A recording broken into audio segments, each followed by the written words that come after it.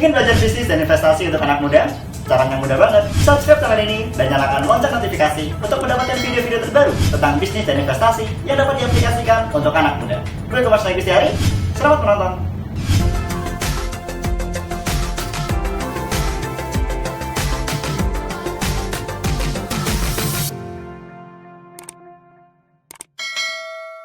Halo teman-teman, balik lagi di channel YouTubeku, Mas Nazik. Kali ini spesial sekali karena kita akan membahas tentang investasi. Ya, kita tahu bahwa investasi adalah hal yang banyak dilakukan oleh orang-orang sukses.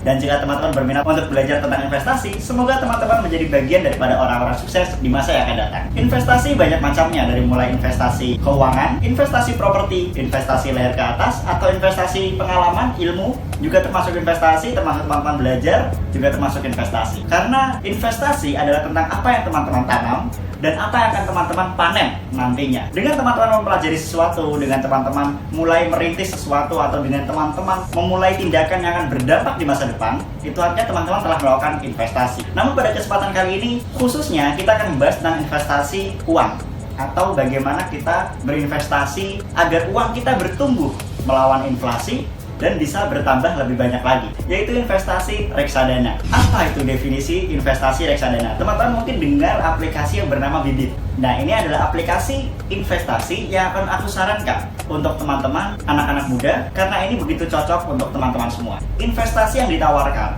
di aplikasi Bibit merupakan investasi reksadana. Di sana terdapat saham, obligasi, dan pasar uang. Namun, unit yang dijual adalah unit yang sudah dibentuk menjadi reksadana. Artinya, dalam satu reksadana bisa terdiri dari 2 saham, 3 saham, 4 saham, atau obligasi terdiri dari 1, 2, sampai 3 obligasi, atau deposito di bank-bank tertentu untuk yang pasar uang. Sehingga reksadana tentu saja tidaklah investasi secara langsung, namun kita menggunakan jasa manajer investasi. Jadi teman-teman udah bisa membayangkan ya, jika teman-teman berinvestasi langsung ke obligasinya atau ke sahamnya di suatu perusahaan A atau B, berarti teman-teman harus membelinya ke perusahaan sekuritas, bisa bank sekuritas atau ke Bursa Efek Indonesia. Tentu saja resiko yang akan dihasilkan cukup lumayan besar untuk anak muda, karena kita belum memahami bagaimana menganalisis suatu perusahaan yang bagus, yang akan sukses di masa yang akan datang. Tentu kita belum punya banyak pengalaman untuk bisa mengetahui hal tersebut. Dengan kita menggunakan manajer investasi melalui aplikasi, tentu yang akan berpikir adalah manajer investasinya. Kita hanya menanamkan uang sesuai dengan unit reksadana yang kita pilih. Namun tentu saja karena kita menggunakan jasa manajer investasi, kita harus terpotong dengan biaya yang harus kita berikan kepada manajer investasi. Nah, hal tersebut nanti bisa kita lihat dalam tutorial untuk berinvestasi di Bibit. Pada video kali ini kita akan membahas terlebih dahulu tentang investasi. Bagaimana kita memahami tentang investasi secara mendalam agar kita dapat berinvestasi secara bijak, baik, dan benar.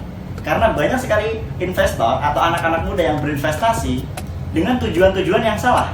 Mari kita pertama bahas terlebih dahulu tujuan investasi. Tujuan investasi pada dasarnya adalah mengapa kita mau berinvestasi. Tujuan investasi ada yang buruk, ada yang baik. Tujuan yang buruk yang rata-rata dimiliki oleh anak muda ketika ingin berinvestasi adalah kaya secepat-cepatnya, mendapatkan hasil sebanyak-banyaknya secepat-cepatnya. Pada dasarnya investasi tidaklah bisa semacam itu. Investasi memang menjanjikan kekayaan, namun investasi tidak membuat kaya secara cepat. Ini yang perlu dipahami. Tujuan yang baik dalam investasi adalah untuk memenuhi kebutuhan di masa depan, untuk bisa mendapatkan passive income atau pendapatan pasif tanpa kita perlu bekerja, agar kita terhindar dari inflasi. Ini adalah tujuan yang baik untuk berinvestasi, bukan untuk kaya secepat-cepatnya. Kalau teman-teman ingin investasi yang kaya secepat-cepatnya, bukan di investasi hal ini, tapi investasi di bisnis, membuka bisnis, melakukan perdagangan, atau berbisnis di bidang tertentu. Dan dengan resiko tentu saja yang lebih besar, karena kita berbisnis memerlukan modal. Apabila kita kurang ilmu berbisnisnya, bisa saja kita bangkrut, rugi lebih banyak lagi. Nah, high risk, high return, itulah prinsip daripada investasi. Kalau teman-teman ingin berbisnis, memang teman-teman bisa kaya secepat mungkin dalam 2 tahun, 3 tahun teman-teman bisa menjadi kaya langsung. Namun resikonya juga lebih besar sekali. Oke, kita kembali ke investasi yang pasti-pasti aja, yaitu investasi keuangan kita. Setelah kita dapat menentukan tujuan investasi yang baik ya, aku tekankan sekali lagi yang baik, kita perlu menentukan target jangka pendek, jangka menengah, serta jangka panjang. Target jangka pendek mungkin dalam waktu 3-4 tahun, target jangka menengah mungkin dari 5-7 tahun, serta target jangka panjang lebih baik adalah 10 tahun. Mungkin target jangka pendek teman-teman adalah untuk dapat traveling menggunakan uang hasil investasi, atau teman-teman ingin menikah dengan biaya sendiri dari hasil investasi, atau teman-teman untuk jangka menengahnya mungkin teman-teman ingin membangun rumah dengan uang hasil investasi, atau untuk jangka panjangnya teman-teman ingin memenuhi ingin pensiun semudah mungkin. Nah, tentu hal ini harus diperhitungkan dengan nilai investasi yang dapat kita salurkan. Untuk anak-anak muda mungkin investasinya tidak bisa terlalu besar, mungkin hanya ratusan ribu sampai 1 juta, 2 juta rupiah. Namun untuk teman-teman yang sudah memiliki pekerjaan mungkin investasinya bisa 20% dari gajinya. Lalu investasi, apakah kita membeli ketika harganya turun sekali atau di bawah, ataukah ketika di atas? Nah, daripada teman-teman pusing memikirkan hal itu, kalau menurut pribadiku, teman-teman membeli tiap bulan secara rutin, karena akan menghasilkan hasil yang juga rutin tanpa perlu memikirkan apakah harganya naik atau turun. Yang penting teman-teman tahu bahwa reksadana yang teman-teman pilih adalah reksadana yang terbaik. Di aplikasi Bibit juga disediakan bagaimana penghasilan daripada nilai investasi teman-teman dalam 1 tahun, dalam 2 tahun, atau dalam 3 tahun, dalam 5 tahun, dalam 10 tahun, bisa tertera dengan jelas berapa persen keuntungan untuk kita, sehingga kita bisa tahu kebutuhannya di masa yang akan datang. Kita memerlukan uang berapa untuk dapat membangun rumah, untuk dapat menikah, atau untuk dapat memenuhi kebutuhan di masa pensiun nanti. Kita akan belajar secara teknisnya lebih spesifik di video yang akan datang. Setelah teman-teman mengetahui tujuan investasi yang baik, target investasi yang baik, teman-teman perlu memahami bagaimana prinsip daripada reksadana. Reksadana adalah unit investasi yang terdiri dari saham atau obligasi atau pasar uang. Ada bermacam-macam yang teman-teman bisa pilih di aplikasi tersebut.